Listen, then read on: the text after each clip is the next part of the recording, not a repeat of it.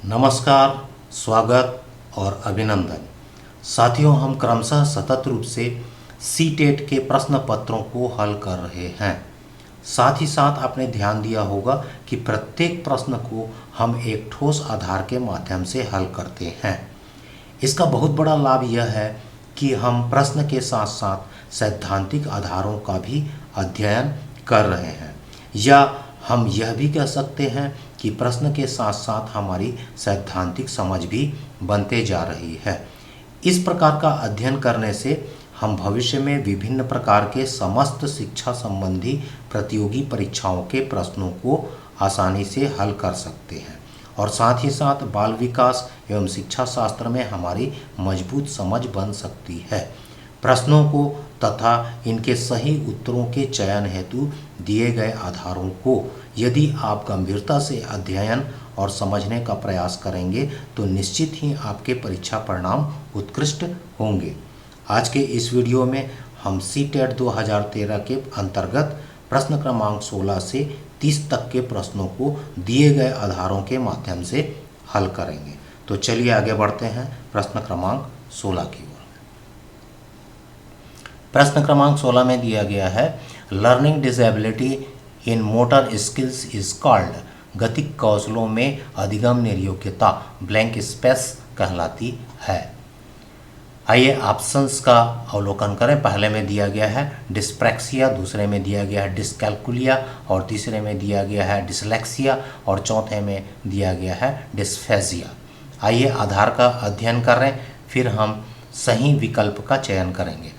तो इसमें दिया गया है विकासात्मक का मतलब है यह विकास संबंधी है, और मस्तिष्क व शरीर संबंधी समन्वय विकार है, यानी समन्वय नहीं हो पाता किसके किसके बीच, मस्तिष्क और शरीर के बीच।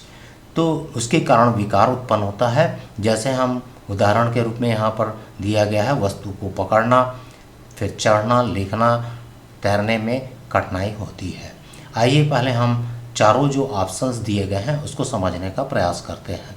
पहला जो दिया गया है dyspraxia, DCD, development motor coordination disorder, यह मोटर कोऑर्डिनेशन डिसऑर्डर है। और दूसरे में हम देखेंगे डिस्कैल्कुलिया, गणित संबंधी निर्योग्यता है या फिर अक्षमता है। और तीसरे में दिया गया है डिसलेक्सिया, यह पठन संबंधी है। और चौथे में दिया गया डिस्फेजिया, भाषा को व्यक्त करने में कठिनाई होती है। तो उत्तर बिल्कुल स्पष्ट है। यहाँ पर जो पहले नंबर का है डिस्प्रैक्सिया, वह मोटर स्किल से संबंधित है, और इसलिए इसका जो उत्तर है वह पहला ऑप्शन होगा, डिस्प्रैक्सिया सही उत्तर है। आइए हम 17वें नंबर के प्रश्न की ओर बढ़ते हैं। 17वें नंबर में दिया गया लर्निंग डिसेबिलिटी अधिगम निर्योग्यता इज ए स्टेबल स्टेट, एक स्थिर अवस्था है। दूसरे में दिया गया इज ए वेरिएबल स्टेट, एक चर अवस्था है। तीसरे में दिया गया नीड नॉट एम्पेयर फंक्शनिंग, जरूरी नहीं कि कार्य पद्धति की हानि करे। और चौथे में दिया गया है does not improve with appropriate, समुचित निवेश के साथ सुधार योग्य नहीं होती। आइए आधार का अध्ययन करें। अधिगम निर्योग्यता में बालक के विकास की गति कम हो जाती है, या जिस दर से विकास हो सके वह संभव नहीं हो पाता, जिससे वह ठीक से बोल या पढ़ नहीं पाता। यह परिवर्तनीय अवस्था है, यानी चेंजेबल है, परिवर्तन होने वाली अवस्था है। तो यहाँ पर इस दृष्टिकोण से यदि हम देखें तो जो दूसरा वाला ऑप्शन है बिल्कुल सही उत्तर है। इज ए वेरिएबल स्टेट, एक चर अवस्था है, यानी कि परिवर्तनशील वाली अवस्था है। आइए हम 18वें नंबर के प्रश्न की ओर बढ़ें। The following are the steps in the process of problem solving except, इस बात को हमको ध्यान में रखना है, सिवाय दिया है, यानी किसी एक को हमें छोड़ना है। और प्रश्न दिया गया है के अतिरिक्त निम्नलिखित समस्या समाधान प्रक्रिया के चरण हैं, यानी सभी हैं वो प्रक्रिया के चरण हैं, केवल एक को छोड़कर। आइए हम देखें कि ऑप्शंस का अध्ययन करें। पहले में दिया गया है identification of problem, identification of problem, समस्या की पहचान। दूसरे में दिया गया है breaking down the problem into smaller parts, समस्या का छोटे हिस्सों में बांटना। तीसरे में दिया गया एक्सप्लोर पॉसिबल स्ट्रेटजीज, संभावित युक्तियों को खोजना। और चौथे में दिया गया एंटिसिपेट आउटकम्स, परिणामों की आशा करना।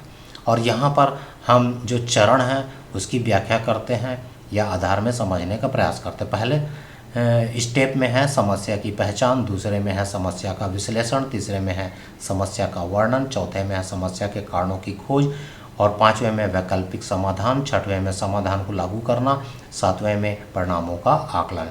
तो ये समस्या समाधान की प्रक्रिया के चरण हैं। इस आधार पर यदि हम देखें तो यह चरण के अंतर्गत नहीं आता। दूसरे नंबर का ऑप्शन इसमें लिखा हुआ है समस्या का छोटे हिस्सों में बांटना, तो यह दूसरे नंबर का जो ऑप्शन है वो सही उत्तर है। आइए हम 19वें प्रश्न की ओर बढ़ें। ए टीचर शुड, एक शिक्षक को क्या करना चाहिए? देखें, पहले में दिया गया है treat errors committed by students as blunders and take serious note of each error. शिक्षार्थियों द्वारा की गई त्रुटियों को एक भयंकर भूल के रूप में लेनी चाहिए और प्रत्येक त्रुटि के लिए गंभीर टिप्पणी देनी चाहिए। दूसरे में क्या दिया गया है? Major success as the number of times students avoid making mistakes. शिक्षार्थी कितनी बार गलती करने से बचता है और इसे सफलता के माप के रूप में लेना चाहिए। और तीसरे में दिया गया not correct students while they are trying to communicate ideas. जब शिक्षार्थी विचारों को संप्रेषित करने की कोशिश कर रहे हों तो उन्हें ठीक नहीं करना चाहिए। और चौथे में दिया गया है focus more on lecturing and provide a foundation for knowledge. व्याख्यान पर अधिक ध्यान देना चाहिए और ज्ञान के लिए आधार उपलब्ध कराना चाहिए। आइए पहले हम आधार का अध्ययन करते हैं। इसमें दिया गया है अपने आप को अभिव्यक्त करना या अपने विचारों को अभिव्यक्त करना अभिव्यक्ति कौशल के अंतर्गत आता है।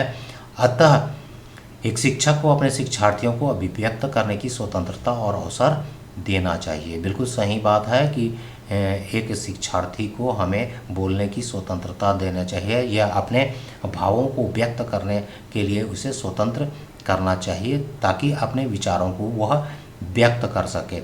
इस दृष्टिकोण से यदि हम देखें तो जो तीसरे नंबर का ऑप्शन है वह बिल्कुल सही उत्तर है। इसमें दिया गया है जब शिक्षार्थी विचारों को संप्रेषित करने की कोशिश कर रहे हों तो उन्हें ठीक नहीं करना चाहिए।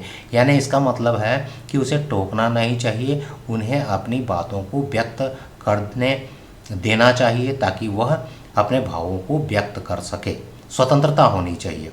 चलिए अब हम आते हैं 20वें नंबर के प्रश्न पर। Seema is desperate to store a plus grade in an examination. As she enters the examinations hall and the examination begins, she becomes extremely nervous. Her feet go cold, her heart starts pounding and she is unable to answer properly. The primary reason for this is that सीमा परीक्षा में A+ grade प्राप्त करने के लिए अति इच्छुक है। जब वह परीक्षा भवन में दाखिल होती है तथा परीक्षा प्रारंभ होती है तो वह अत्यधिक नर्वस हो जाती है, उसके पांव ठंडे पड़ जाते हैं, उसके हृदय की धड़कन तेज हो जाती है और वह उचित तरीके से उत्तर दे नहीं पाती है। इसका कारण क्या है? आइए देखें ऑप्शंस में क्या लिखा हुआ है। पहले में दिया गया है she may not be very confident about her preparation. शायद वह अपनी तैयारी के बारे में बहुत आत्मविश्वासी नहीं है। दूसरे में दिया गया she may be thinking excessively about the result of this examination. शायद वह परीक्षा के परिणाम के बारे में बहुत अधिक सोचती है। और तीसरे में दिया गया है invigilator teacher on duty may be her class teacher and she is a very strict nature. निरीक्षक शिक्षिका जो ड्यूटी पर है वह उसकी कक्षा अध्यापिका हो सकती है और वह स्वभाव में बहुत कठोर है। और चौथे में दिया गया है she may not be able to deal with sudden emotional outburst. शायद वह अकस्मात संवेगात्मक आवेग का सामना नहीं कर सकती। आइए देखें आधार में क्या लिखा है। संवेगात्मक आवेग के अंतर्गत जब महसूस करने या भावनात्मकता की मात्रा बढ़ जाती है या तीव्र हो जाती है तो शरीर उद्दीप्त हो जाता है। यह संवेग की अवस्था होती है और जिसमें भय, क्रोध, प्रेम, ईर्ष्या, जिज्ञासा, चिंता दुख प्रदर्शित होता है। बिल्कुल स्पष्ट है उत्तर कि इसमें भय उत्पन्न हो जाता है और इस प्रकार के भाव उत्पन्न हो जाते हैं, शरीर उद्दीप्त हो जाता है और इस प्रकार भावनात्मकता की मात्रा बढ़ जाती है। तो इस दृष्टिकोण से यदि हम देखें तो चौथा वाला जो ऑप्शन है वो बिल्कुल सही है। इसमें कहा गया है शायद वह अकस्मात संवेगात्मक आवेग का सामना नहीं कर सकती है, इसलिए चौथे नंबर का ऑप्शन सही उत्तर है। आइए हम 21वें नंबर की ओर बढ़ते हैं। Which of the following cognitive verbs are used to analyse the information given. निम्नलिखित में से कौन सी संज्ञानात्मक क्रिया दी गई सूचना के विश्लेषण के प्रयोग में लाई जाती है। हमें विश्लेषण शब्द को ध्यान में रखना है। आइए हम ऑप्शंस का अध्ययन करें। पहले में दिया है आइडेंटिफाई पहचान करना, दूसरे में दिया गया डिफरेंशिएट अंतर करना, तीसरे में दिया गया क्लासीफाई वर्गीकृत करना और चौथे में दिया गया डिस्क्राइब वर्णन करना। आइए आधार का अध्ययन करें। विश्लेषण के अंतर्गत अलग अलग करके विभेदित किया जाता है, यानी कोई भी वस्तु है जो समूह में है उसके पार्ट्स को अलग किया जाता है और प्रत्येक के लक्षणों का अध्ययन किया जाता है और जाना जाता है, तो उसको कहते हैं हम एनालाइज करना या विश्लेषण करना। तो यहाँ पर जो दूसरा ऑप्शन है वो सही उत्तर है, अंतर करना या डिफरेंशिएट करना, प्रत्येक के लक्षणों को जानना। आइए हम 22वें नंबर की ओर बढ़ते हैं। 22 नंबर में क्या दिया गया है। Rajesh is a voracious reader. Apart from studying his course books he often goes to library and reads books on diverse topics. Rajesh does his project even in the lunch break. He does not need prompting by his teachers or parents to study for tests and seems to truly enjoy learning.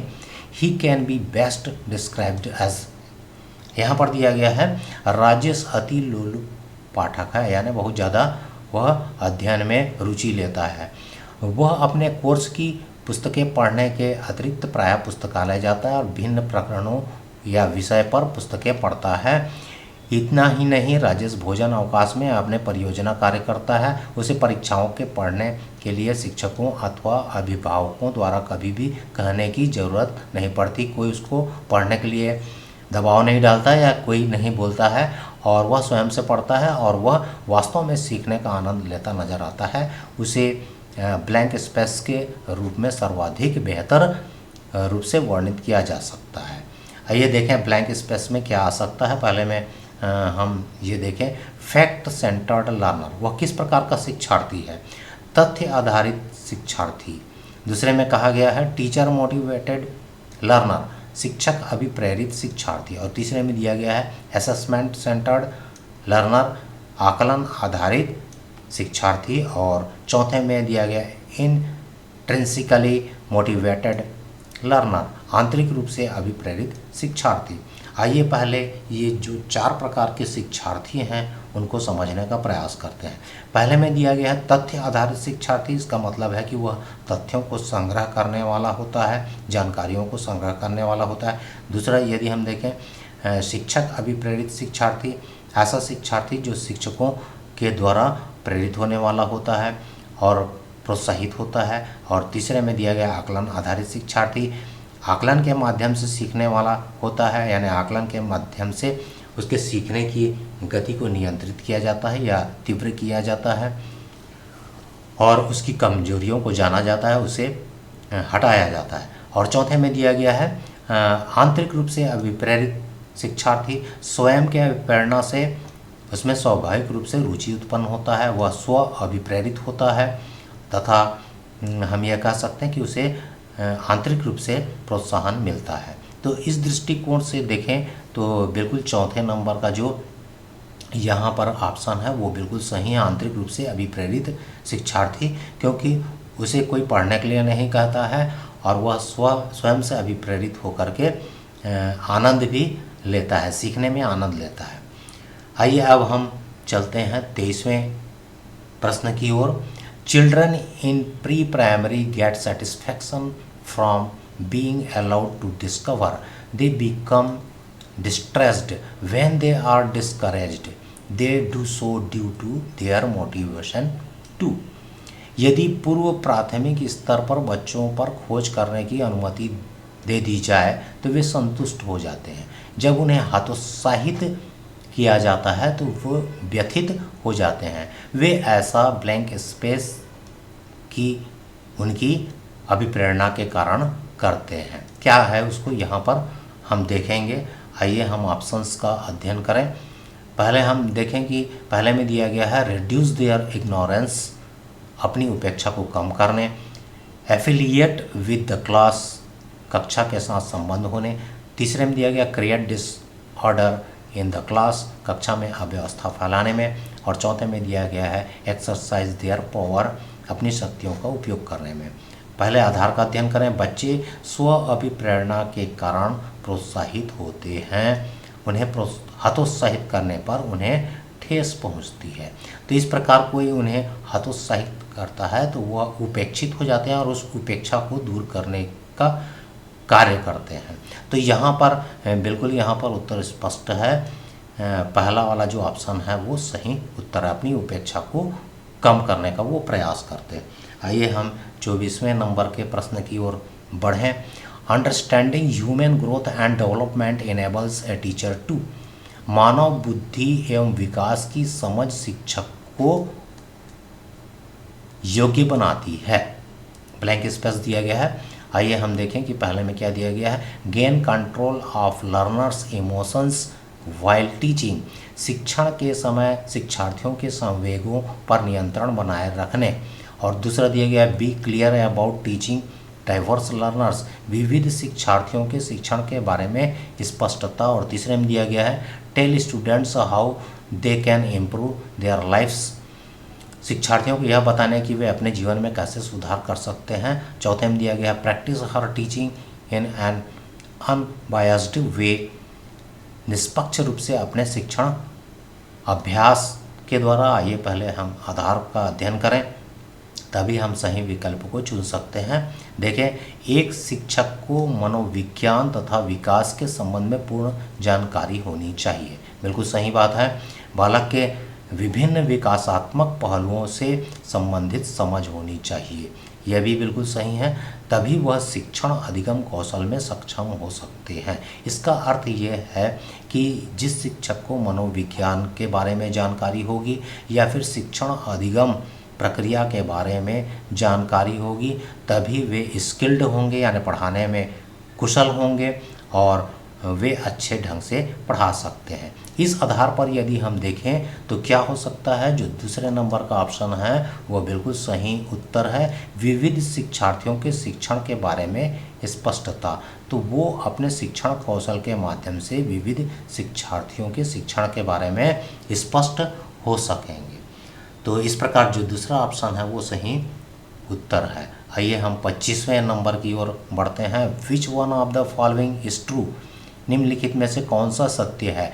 पहला दिया गया development and learning are unaffected by socio cultural context, विकास और सीखना समाज सांस्कृतिक संदर्भों में अप्रभावित रहते हैं। दूसरे में दिया गया students learn only in certain way, शिक्षार्थी एक निश्चित तरीके से सीखते हैं। और तीसरे में दिया गया play is significant for cognition and social competence, खेलना संज्ञान और सामाजिक दक्षता के लिए सार्थक है। और चौथे में दिया गया questioning by teacher constraints cognitive development, शिक्षक द्वारा प्रश्न पूछना संज्ञानात्मक विकास में बाधक है। आइए पहले आधार का अध्ययन करें। खेल कूद से संज्ञानात्मक, सामाजिक, सृजनात्मकता, शारीरिक सामंजस्यता संबंधी विकास होता है। तो खेल कूद से बहुत सारे पहलुओं में विकास होता है एक बालक के। तो यहाँ पर हम देखें इस दृष्टिकोण से यदि हम देखें तो जो तीसरा नंबर का ऑप्शन है वो बिल्कुल सही उत्तर है। खेलना संज्ञान और सामाजिक दक्षता के लिए सार्थक होता है। आइए अब हम 26वें प्रश्न की ओर बढ़ते हैं। Which one of the following is true about the role of heredity and environment in the development of child, बच्चे के विकास में आनुवंशिकता और वातावरण की भूमिका के बारे में निम्नलिखित में से कौन सा सत्य है। जो सत्य है उसी का पता लगाना है। आइए हम देखें पहले में क्या दिया है, the relative contributions of peers and genes are not additive. समवयस्कों और पितृक जीन्स का सापेक्ष योगदान योगात्मक नहीं होता। दूसरे में दिया गया है, heredity and environment do not operate together.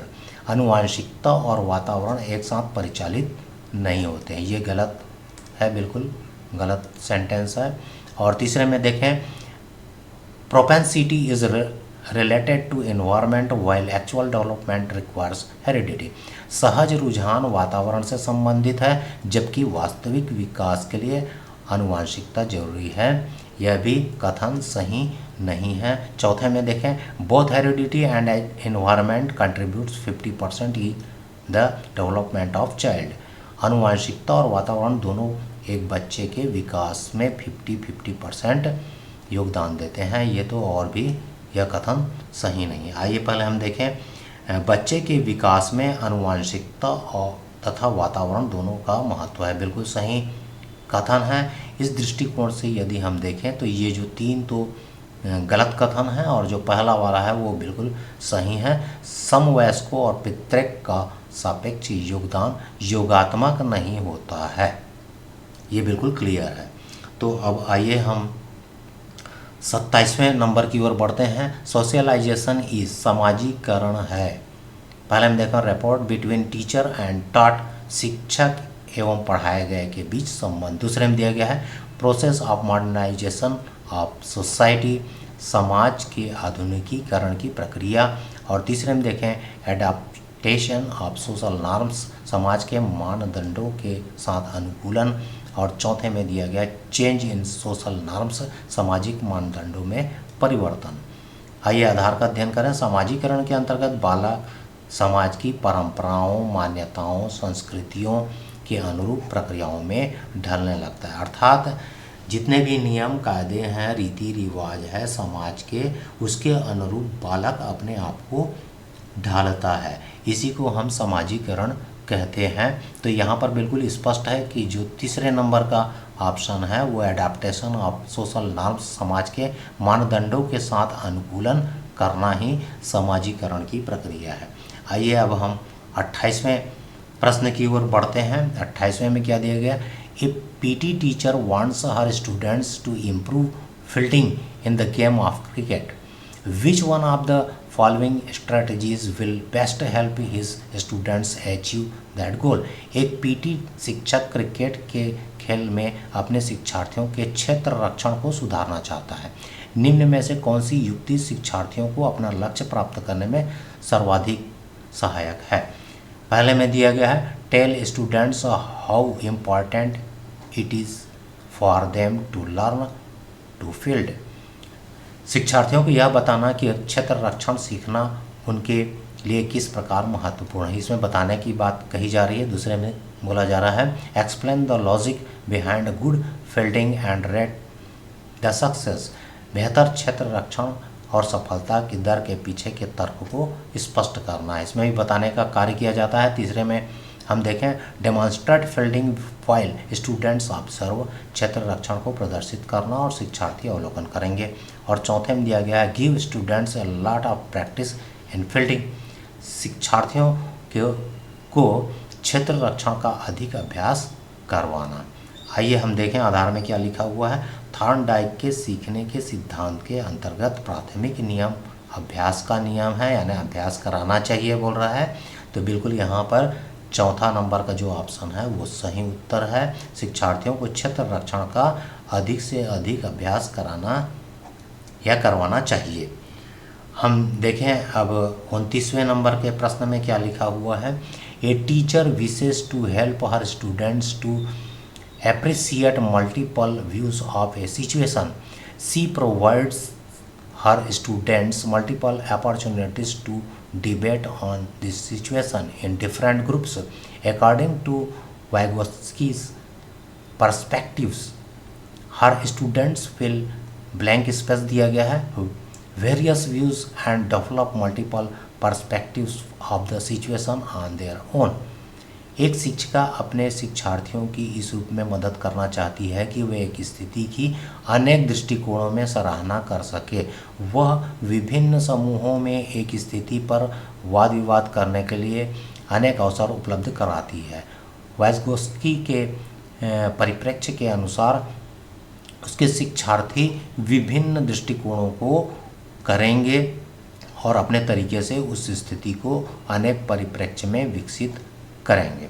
आइए देखें कौन कौन से ऑप्शंस हैं। पहले में दिया गया है इंटरनलाइज, आत्मसात, दूसरे में दिया गया कंस्ट्रक्ट, निर्माण, तीसरे में दिया गया है ऑपरेशनलाइज, संक्रियाकरण, और चौथे में दिया गया है रैशनलाइज, तर्क संगत। आइए पहले इन शब्दों को समझने का प्रयास करें। आत्मसात करना है, ले लेना या मन में अपना लेना या उसे पूरी तरह से स्वीकार कर लेना। और यहाँ पर देखिए दूसरे में दिया गया निर्माण, यानी सृजन कार्य होता है, किसी चीज़ को बनाया जाता है। और तीसरे में देखिए संक्रियाकरण, प्रक्रिया के अंतर्गत होता है। और चौथा में देखिए तर्क संगत, तर्क आधारित होता है। तो यहाँ पर यहाँ पर बताया जा रहा है कि बहुत सारे जो तरीके हैं वो अपने तरीके से वो विकसित कर सकेंगे। इसका मतलब है कि वो सभी को आत्मसात कर सकते हैं। तो ये जो पहला वाला ऑप्शन है वो बिल्कुल सही उत्तर है। अब हम आते हैं अंतिम और 30वें प्रश्न की ओर। इसमें लिखा हुआ है Sita has learn to eat rice and dal with her hand. When she is given dal and rice, she mixes rice and dal and starts eating. She यहाँ पर दिया है blank space eating rice and dal into her schema for doing things. Sita ने हाथ से दाल और चावल खाना सीख लिया है। जब इसे दाल और चावल दिए जाते हैं तो वह दाल और चावल मिलाकर के खाने लगती है। उसे चीज़ों को करने के लिए अपने स्कीमा में दाल और चावल खाने को ब्लैंक स्पेस दिया गया है, कर लिया है, यानी क्या कर लिया है। देखें ऑप्शंस में पहले में दिया गया है एकोमोडेटेड, समायोजित कर लिया है। दूसरे में एसिमिलेटेड, अनुकूलित कर लिया है। या फिर हम कहेंगे कि एप्रोप्रिएटेड कर लिया है, समुचितता कर लिया है। और चौथे में देखें इनिशिएटेड, अंगीकार कर लिया है। अब हम देखें कि इसका अर्थ क्या है। स्कीमा से सीखने की प्रक्रिया अनुकूलित होती है, यानी कोई भी जो सीखते हैं वह एसिमिलेशन के कारण होता है, अपने किसी भी प्रक्रिया को वो अनुकूलित कर लेते हैं। आइए हम पहले शब्दों का अर्थ को समझें। समायोजित करना है ना वास्तविकता के प्रति बदलाव लाना, और दूसरे में दिया गया अनुकूलित का मतलब है बदलाव को अपने अनुभव में शामिल कर लेना, यानी अनुभव के आधार पर वो किसी भी कार्य को करना के लिए बाधित होते हैं या सीख जाते हैं या फिर उसे अपने स्कीमा में ले लेते हैं। उसके बाद तीसरे में दिया गया है समुचितता, योग्यता, और चौथे में दिया गया अंगीकार, नए बदलाव को स्वीकार करना। तो ये सब तो होता ही रहता है। मुख्य रूप से हम यदि स्कीमा में देखें तो समायोजित और अनुकूलित प्रक्रिया होती है, लेकिन यहाँ पर यह स्पष्ट है कि जो दाल और चावल मिलाकर खाने लगती है उसको अपने अनुभव में अनुकूलित कर ली है। तो यहाँ पर ये उत्तर हो जाएगा दूसरा, एसिमिलेटेड, अनुकूलित करना या किया। तो साथियों हम इसी तरह वीडियो के माध्यम से प्रश्नों को क्रमशः हल करते रहेंगे। तब तक के लिए आप सभी को बहुत बहुत धन्यवाद और नमस्कार।